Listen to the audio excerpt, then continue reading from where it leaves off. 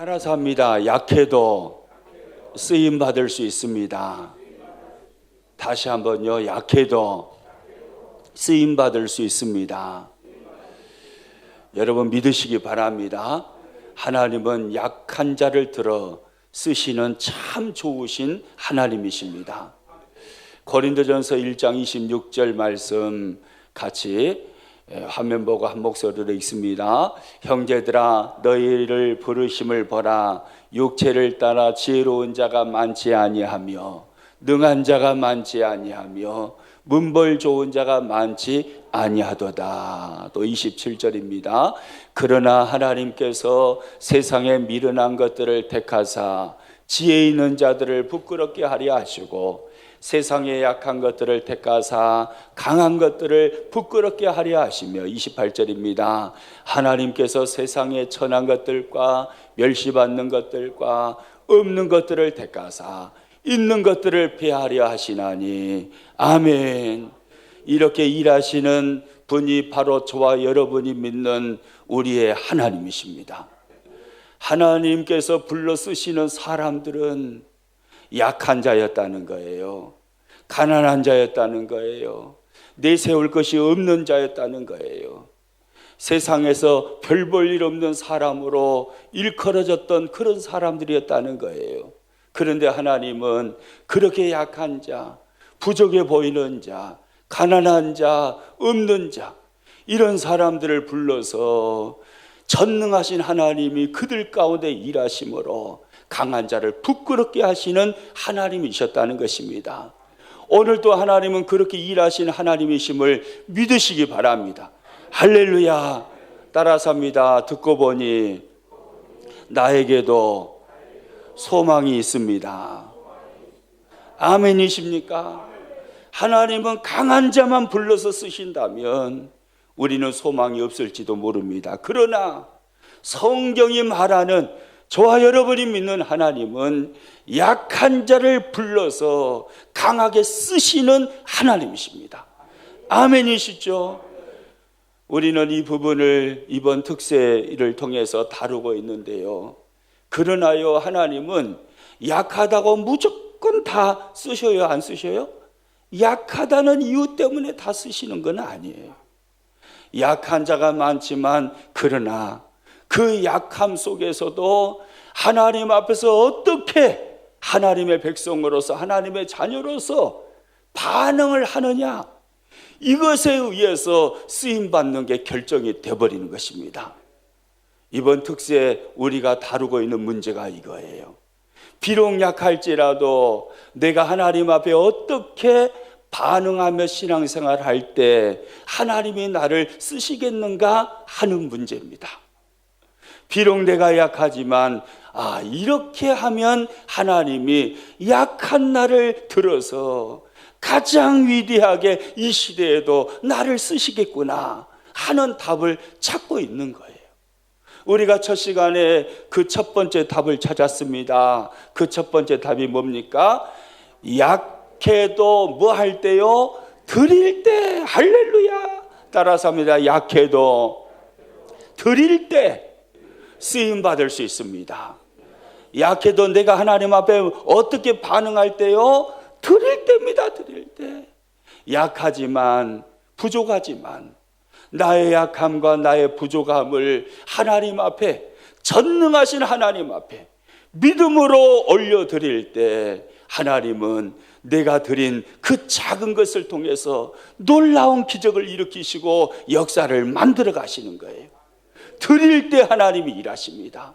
그 다음에 우리가 두 번째 답을 찾았죠. 두 번째 답, 어제 우리가 살펴본 내용입니다. 약해도 뭐 할 때요? 순종할 때입니다. 할렐루야. 따라서 합니다. 약해도 순종할 때 쓰임 받을 수 있습니다. 순종할 때, 순종할 때. 약해도 하나님께서 나에게 찾아오셔서 말씀하실 때, 성령님을 통해서 내 마음에 감동을 주실 때, 하나님의 뜻에 순종하고 나가면 전능하신 하나님이 나를 쓰신다 이 말입니다. 순종할 때 하나님은 쓰시는 하나님이에요. 할렐루야. 그러므로 여러분, 약할지라도 하나님께 드리는 인생을 살아가시기를 축복합니다. 약할지라도 하나님께 순종하는 인생을 살아가시기를 축복합니다. 그래서 한 시대에 쓰임받는 사람들 되시기를 축복합니다. 할렐루야. 오늘은요, 그 세 번째 또 답을 공개하도록 하겠습니다. 그 세 번째 답은 이것입니다. 같이 화면 보고 읽습니다. 약해도 동행할 때 쓰임받을 수 있습니다. 약해도 뭐 할 때요? 동행할 때, 동행할 때. 누구와 동행할 때 쓰임받을 수 있다라는 의미이겠습니까? 하나님과 동행할 때. 나는 약하지만 전능하신 하나님과 동행할 때 하나님은 약한 나를 들어 강한 자로 쓰시는 것입니다. 할렐루야. 약해도 뭐 할 때요? 동행할 때, 동행할 때. 우리는요, 이 사실을요, 다윗이라는 인물을 통해서 잘 알 수가 있습니다. 여러분, 구약 성경에 위대하게 쓰임받은 사람들 중에 한 사람 다윗. 예수님의 족보의 구약 성경 대표 주자 두 사람 중에 한 사람으로 등장하는 이 다윗. 얼마나 위대하게 쓰임받았습니까? 그런데요, 다윗의 어린 시절의 모습은요, 강한 자가 아니었습니다. 참으로 처량하고 불쌍하고 약한 자의 모습이었습니다. 사무엘상 16장을 가서 보면요, 그것을 너무나 분명하게 확인할 수가 있어요. 부모님께 버림받습니다. 형제에게 왕따당합니다. 가족들에게 인정을 받지 못합니다. 홀로 추운 바깥에 내몰려서 양을 치는 신세. 가장 불쌍하고 처량한 모습으로 다윗의 어린 시절이 그려지고 있는 거예요. 오늘 본문이 포함되어 있는 이 사무엘상 16장은요, 하나님께서 이스라엘의 1대 왕인 사울 왕을 이어서 이스라엘의 2대 왕을 세우려고 하시는데, 다윗의 아버지인 이새의 아들들 중에서 하나님께서 왕을 세우려고 작정하셨어요. 그래서 사무엘 선지자를 이새가 사는 곳으로 보내셔서 이새의 아들들 중에서 다음 왕을 뽑는 왕 선발 대회가 사무엘상 16장에 벌어지고 있는 장면이 나와요. 사무엘 선지자에게 하나님께서 이렇게 말씀을 하십니다. 사무엘상 16장 1절입니다. 여호와께서 사무엘에게 이르시되 너는 뿔에 뭘 채워서요? 기름을 채워 가지고 가라. 내가 너를 베들레헴 사람 누구에게로요? 이새에게로 보내리니 이는 내가 그의 아들 중에서 한 왕을 보았느니라 하시는지라. 할렐루야. 이새의 아들 중에서 하나님은 사울을 이어서 다음 왕으로 세우려고 하시는 거예요. 그래서 사무엘 선지자를 베들레헴, 이새가 살고 있는 그 지역으로 보내십니다. 이새가요, 깜짝 놀랐습니다. 내 아들들 중에서 하나님이 왕을 세우신다. 그 말을 듣고 얼마나 놀랐겠어요. 좋았을까요? 안 좋았을까요? 예. 여러분 아들들 중에서 대통령을 하나님이 세우신다고 하면 좋겠어요? 안 좋겠어요? 좋지요, 좋지요. 얼마나 좋았겠어요. 오메오메 하나님께서 내 아들들 중에서 한 아들을 택하셔서 왕으로 세우신다니. 이게 뭔 소리요, 뭔 소리요 해가지고 있는 아들 전부 다 좋은 옷 입히고 그리고 면접 보내지 않겠어요? 이새가요, 아들들에게 좋은 옷들 입혀가지고 사무엘 선지자 앞에 세워서 면접을 시킵니다. 그래서 사무엘 선지자가요, 이새의 아들, 첫째 아들들부터 쫙 면접을 보는 거예요. 첫째 아들 엘리압이요, 사무엘 선지자 앞에 딱 세워졌습니다. 면접을 봅니다. 기가 막히게 잘생긴 아들이에요. 외모가 출중합니다. 참 이새가 잘난 아들이었어요. 사무엘이 딱 보니까 오메오메 이 사람이구마이, 그렇게 딱 생각이 들 정도예요. 그런데 하나님은요 노라고 하십니다. 내가 그를 버렸다. 이유가 뭐였을까요? 사람은 외모를 보지만 나는 중심을 보느니라. 엘리압을 보니까 벌써 마음 중심이 틀려먹었다 이 말이에요. 사무엘상 16장 17절입니다. 같이 읽습니다. 여호와께서 사무엘에게 이르시되 그의 용모와 키를 보지 말라. 내가 이미 그를 버렸노라. 내가 보는 것은 사람과 같지 아니하니 사람은 외모를 보거니와 나 여호와는 중심을 보느니라 하시더라. 중심을 보시는 하나님 앞에서 엘리압은 면접 시험에서 떨어진 거예요. 외모는 출중했습니다. 그러니까 강한 자, 약한 자 두 단어로 표현할 때 엘리압의 모습은 강해 보였습니다. 외모가 출중했어요. 모든 걸 다 갖춘 것처럼 보였어요. 키도 컸을 것 같아요. 잘생겼을 것 같아요. 대단한 인물로 보였어요. 강한 자로 보였어요. 그런데 하나님이 면접 시험에서 떨쳐버린 거예요. 마음 중심이 글러먹었다 이 말이에요. 사람은 외모를 보지만 하나님은 어디를 보셔요? 중심을 보신다고 말씀하시면서 엘리압을 떨치셨어요. 그래서 둘째 아비나답이 그 사무엘 앞에 또 면접 시험하러 딱 섰습니다. 떨어졌을까요? 안 떨어졌을까요? 떨어졌어요.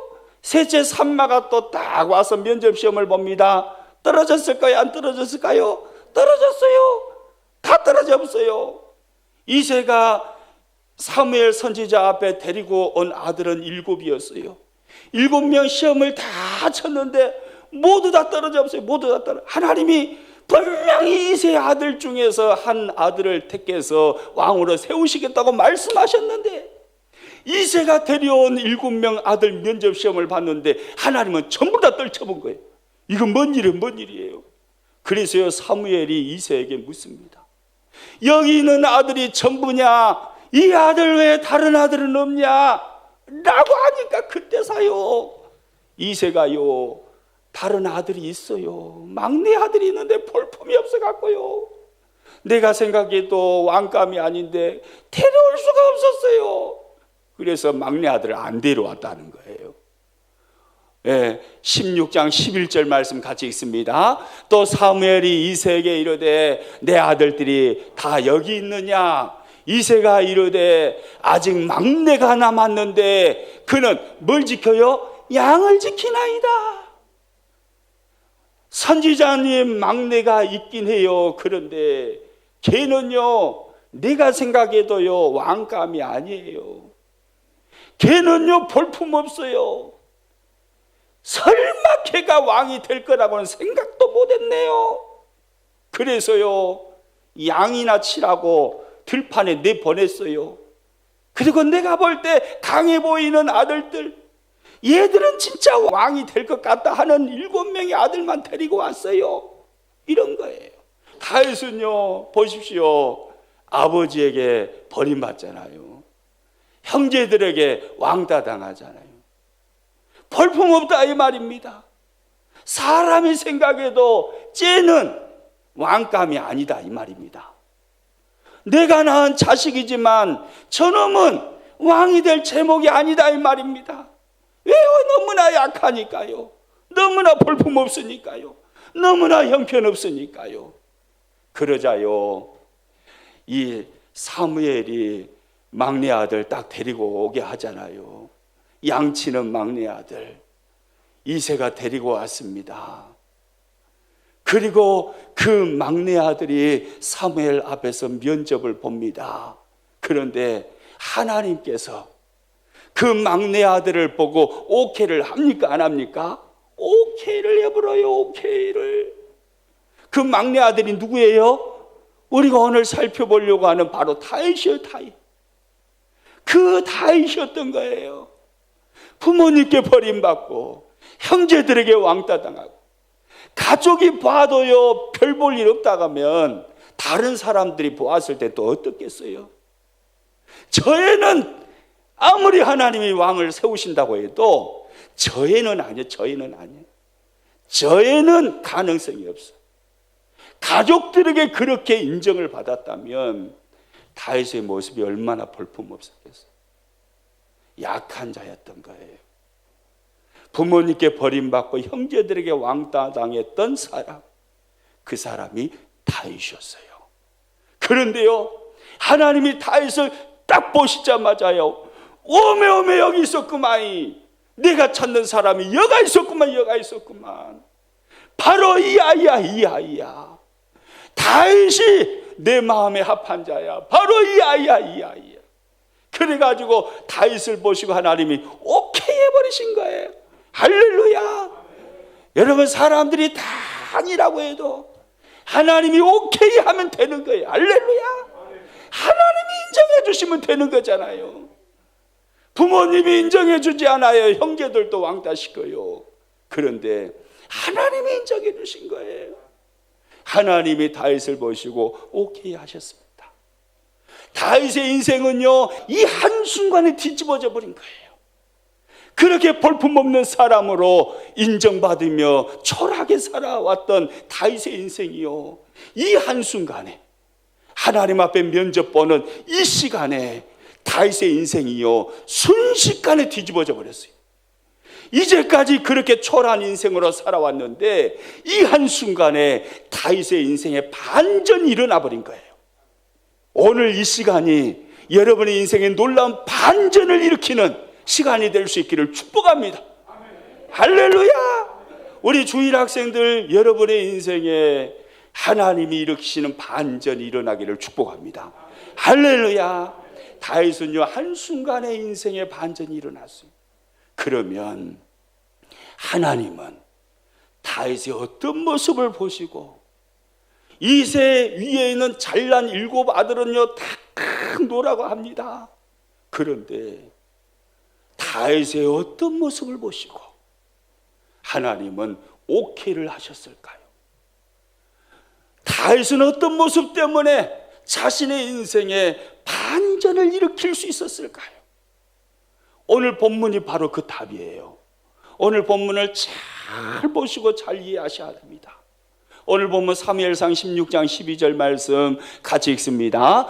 이에 사람을 보내어 그를 데려오매 그의 빛이 붉고 눈이 빼어나고 얼굴이 아름답더라. 여호와께서 이르시되 이가 그니 일어나 기름을 부으라 하시는지라.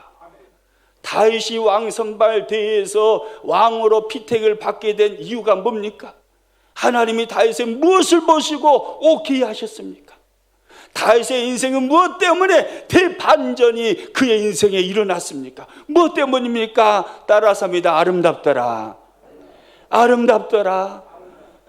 하나님은요 다윗의 얼굴이 아름다운 것을 보시고 뿅 가셔버린 거예요. 그러고 본 게 좀 이상하잖아요. 분명히 큰아들 엘리야 면접하실 때는 하나님이 분명히 그렇게 말씀하시잖아요. 사람은 다 외모 봐도 나는 외모 안 봐. 나는 중심을 본다. 나는 중심을 봐. 그렇게 말씀하신 하나님이 다윗을 면접하실 때는 얼굴이 아름다운 모습을 보고 뿅 가셔버렸어요. 외모 보신 것 같아요? 중심 보신 것 같아요?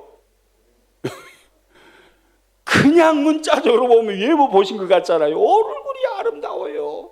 외모 보신 것 같아요. 근데요, 이것은 오해입니다. 오해. 본문을 잘못 해석한 거예요. 여기서 다윗의 얼굴이 아름답더라라는 이 단어를 히브리어 원어로 보니까 무슨 단어냐면 토부예요. 토부라는 단어로 딱 써졌는데 이 토부라는 단어의 정확한 한글 번역은 바로 행복한이란 말이에요. 얼굴이 행복한 사람이라 이 말입니다.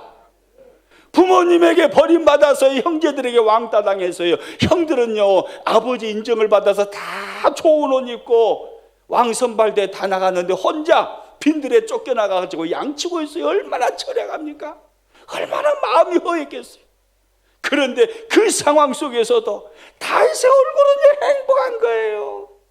환경은 그러지만, 상황은 그러지만, 그럼에도 불구하고 다윗의 얼굴은 행복한 거예요.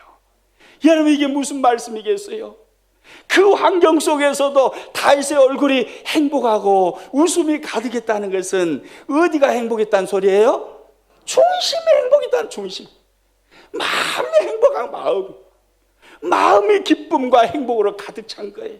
그것이 얼굴로 표현된 거예요. 하나님은요, 다윗의 중심을 보셨어요. 마음이 행복한 다윗. 그렇게 불쌍하고 처량한 환경 속에 쫓겨났음에도 불구하고, 그럼에도 불구하고 마음이 행복했던 그 다윗, 그 중심을 하나님은 정확하게 보신 것입니다. 여러분, 그러면 다윗은요, 그 환경 속에서도 어떻게 중심이 행복한 사람일 수 있었을까요?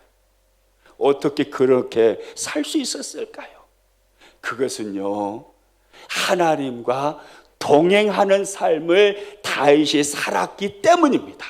할렐루야. 따라서 합니다. 다윗이 행복한 것은 하나님과 동행하는 삶을 살았기 때문입니다. 할렐루야. 하나님과 날마다 동행하는 거예요. 부모님은 나를 버렸지만, 형제들은 나를 왕따시키지만, 세상은 나를 버렸지만, 그러나 다윗은요, 하나님 붙들고 하나님과 늘 동행하는 삶을 사는 거예요. 시편 23편 1절입니다. 같이 읽습니다. 여호와는 나의 목자시니 내게 부족함이 없으리로다. 하나님이 나의 목자이십니다. 세상은 나를 다 버렸어도, 내 부모님조차도 나를 버렸어도 하나님은 나의 목자십니다. 하나님은 나를 버리지 않으실 줄로 믿습니다. 하나님이 나의 목자십니다. 하나님 붙들고요, 하나님과 동행하는 삶을 평생 사는 거예요. 사무엘상 16장을 넘어서 17장에 가서 보면요, 골리앗과의 전쟁이 나옵니다. 싸움을 해요, 이 소년 다윗이. 그때 골리앗 앞에서 소리 버럭버럭 지르면서 물맷돌 5개 들고 진격에 돌격에 가잖아요. 그때 외쳤던 다윗의 말이 기억나십니까? 너는 창과 칼로 내게 나오지만 나는 만군의 여호와의 이름으로 네게 나아가노라. 할렐루야. 만군의 여호와의 이름으로. 다윗은 하나님과 동행한 거예요. 나의 환경이 어찌할지라도, 상황이 어찌할지라도, 세상이 나를 인정하지 않는다 할지라도, 내가 세상 속에서 버림을 받은 인생이라 할지라도 만군의 여호와의 이름, 그 하나님 붙들고 하나님과 동행하는 삶을 살았던 것입니다. 하나님과 동행하다 보니 마음이 하나님으로 인하여 늘 행복하고 기쁜 거예요. 그것이 얼굴로 표현이 된 것입니다. 중심을 보신 하나님이 다윗을 왕으로 찍으시고, 다윗을 위대한 이스라엘의 왕으로 세우시고, 그리고 예수님의 족보에 나오는 구약 성경의 대표적인 주자 2사람 중에 한 사람으로 딱 세워버리신 거예요. 할렐루야. 여러분, 그렇습니다. 하나님과 동행하는 자를 하나님 쓰시는 거예요. 약하다고 절망하지 마세요. 약하다고 낙심하지 마세요. 나는 가난하다고 인생 포기하려고 하지 마세요. 나는 어려운 가정에서 태어났다고 슬퍼하지 마세요. 약해도 하나님과 동행할 때 쓰임받을 수 있는 거예요. 미국의 16대 대통령을 아실 겁니다. 아브라함 링컨이죠. 아브라함 링컨은 인류 역사 속에 수많은 대통령들, 수많은 왕들 중에 위대하고 훌륭한 대통령으로 쓰임받은 사람입니다. 지극히 강한 자로 쓰임받았다 이 말이죠. 그런데 아브라함 링컨의 어린 시절은요, 강한 자가 아니었어요. 지극히 약한 자였어요. 아브라함 링컨은요, 가난한 농부의 아들로 태어납니다. 그래서요, 초등학교 문턱도 못 밟아봐요. 너무 가난하니까 학교를 갈 수가 없는 거예요. 초등학교 문턱도 못 밟아봤는데 그렇게 어린 시절에 자신이 좋아했던 어머니가요, 링컨 9살 때 돌아가십니다. 얼마나 마음이 힘들었겠어요. 가난뱅이에요. 거기다가 늘 의지하고 살았던 어머니가 세상을 떠버리신 거예요. 얼마나 아브라함 링컨이 어린 시절에 괴로웠겠어요. 학교도 가지 못합니다. 그래서 오두막집에서 어린 시절을 보냅니다. 가장 약한 자의 모습이죠. 그런데요, 이 아브라함 링컨은요, 어머니가 돌아가실 때 링컨에게 유산으로 물려주신 성경책을 꽉 붙잡았습니다. 어머니가 물려주신 성경책, 그 성경책을 붙들고요, 내 어머니가 나에게 물려주신 유산이다 생각하면서 그 성경책을 읽고 또 읽는 겁니다. 계속해서 어린 시절부터 학교는 안 갔지만 어머니가 물려주신 유산 소중히 여기면서 어머니가 물려주신 유산 성경책을 펴서 날마다 성경을 읽고 또 읽었습니다. 성경을 읽는 중에 성경 속에 계시는 하나님과 동행하는 삶을 살게 됩니다. 링컨은요, 하나님과 동행하는 삶을 사는 거예요. 링컨의 인생 속에 수많은 실패가 있었습니다. 그러나 하나님은요, 하나님과 동행했던 그 링컨을 결코 버리지 않으셨습니다.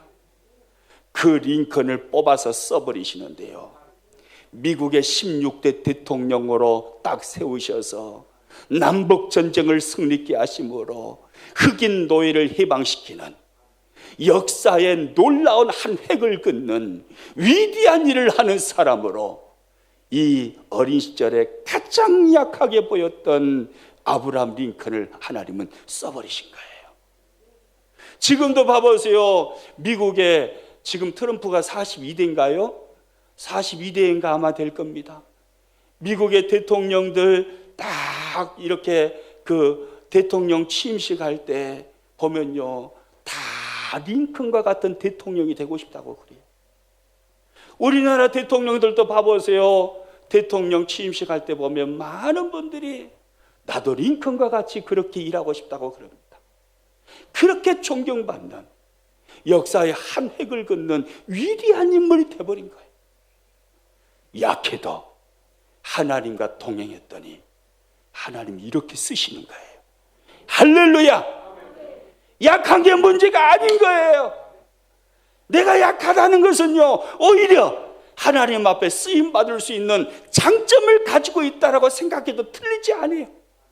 약하니까 쓰임받는 거예요. 약하니까. 약한 것이 문제가 아니에요. 하나님과 동행을 하지 않는 것이 문제인 거예요.